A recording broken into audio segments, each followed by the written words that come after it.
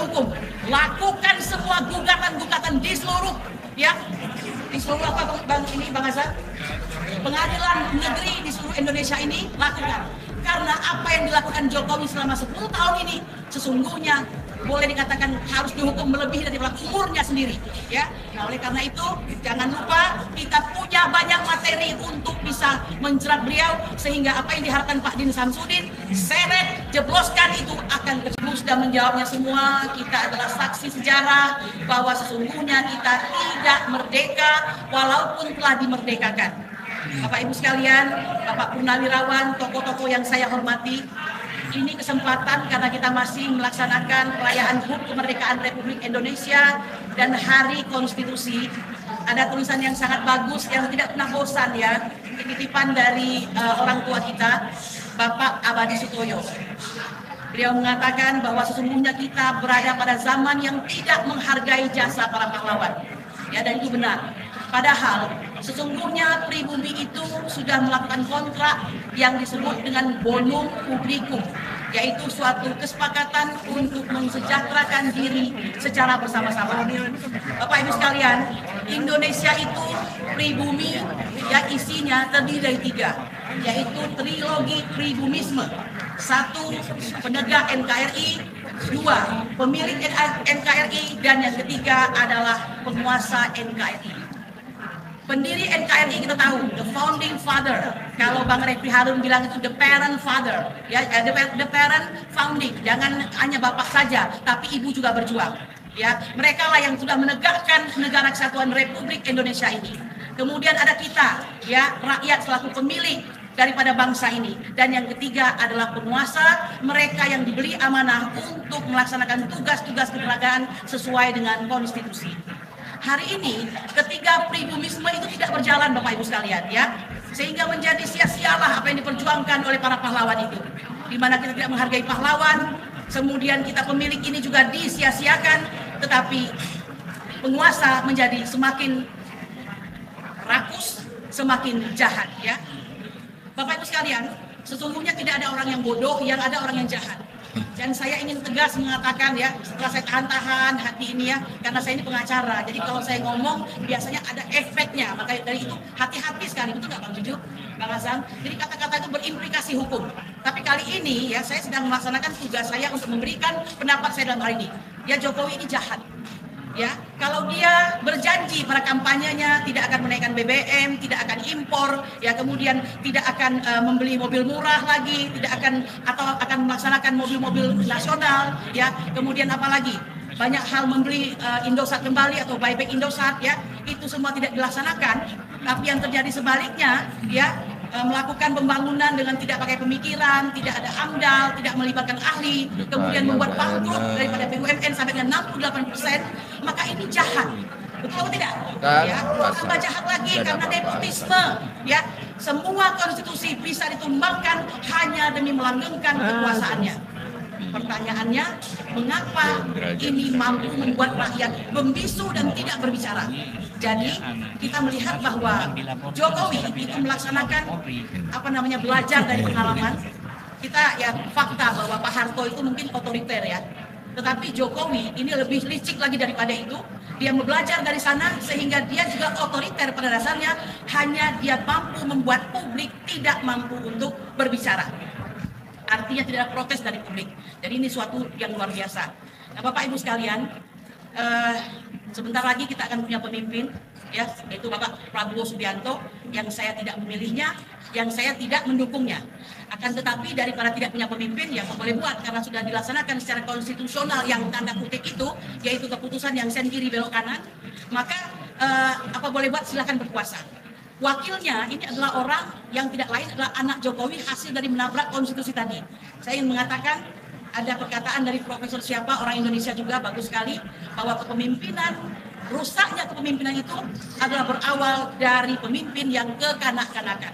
Ya, saya melihat wakil presiden kita ini ada indikasi kekanak-kanakan. Apa contohnya? Tentu Anda sendirilah yang bisa melihat faktanya.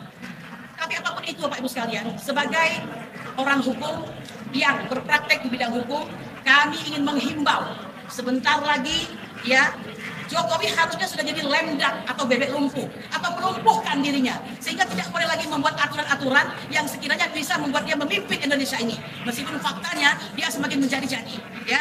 Nah, oleh karena itu kami hanya menghimbau di akhir daripada orasi saya ini bahwa semua para advokat, para praktisi hukum lakukan semua gugatan-gugatan di seluruh ya di seluruh apa bang ini bang Hasan, pengadilan negeri di seluruh Indonesia ini lakukan karena apa yang dilakukan Jokowi selama 10 tahun ini sesungguhnya boleh dikatakan harus dihukum melebihi dari umurnya sendiri ya. Nah, oleh karena itu jangan lupa kita punya banyak materi untuk bisa menjerat beliau sehingga apa yang diharapkan Pak Din Samsudin seret jebloskan itu akan terjadi.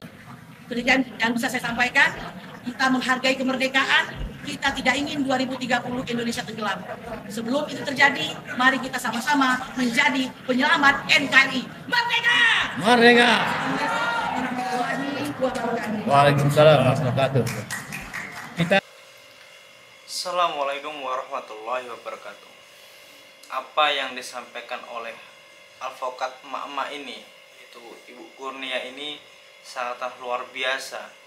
Bahasanya beliau mengajak kita semua atau masyarakat Indonesia untuk bagaimana menyoroti kembali kesalahan-kesalahan Presiden Jokowi atau janji-janji Jokowi yang tidak sama sekali direalisasi.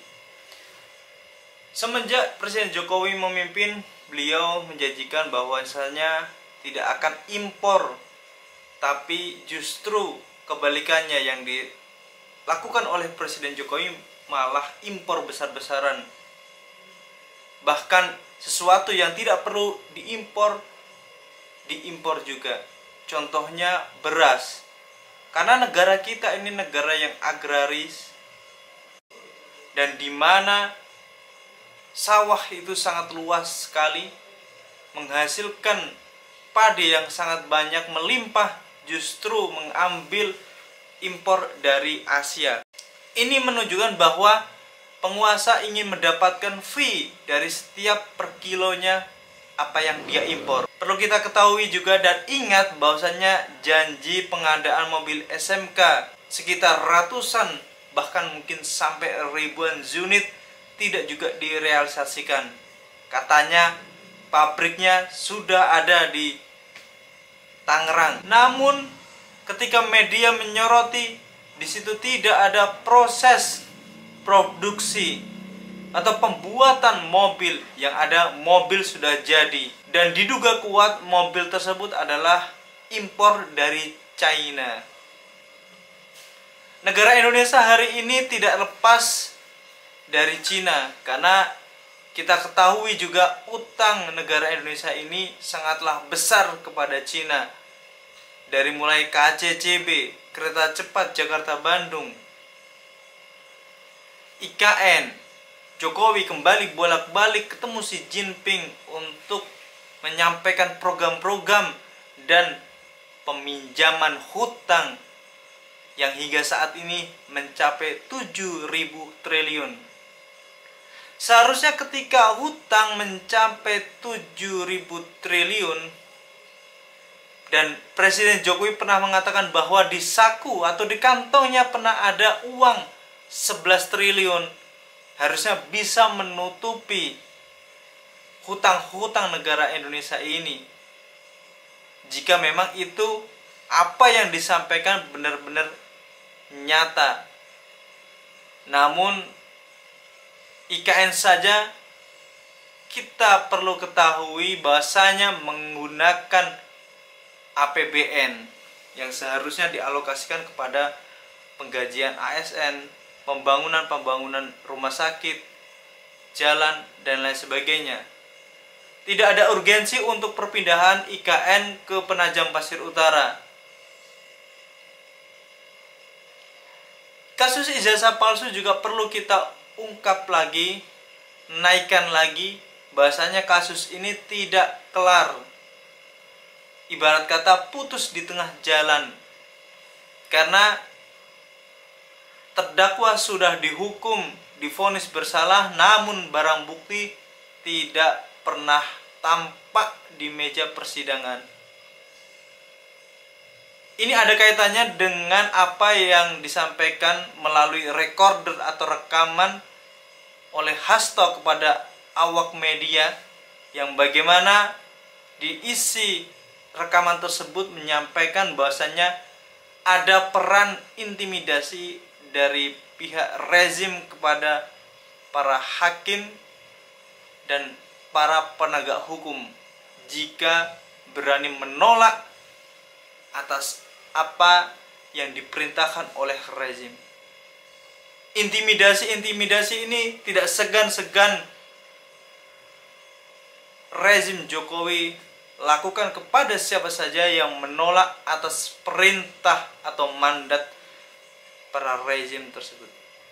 Ini membuktikan negara kita sedang kacau dan negara tidak baik-baik saja.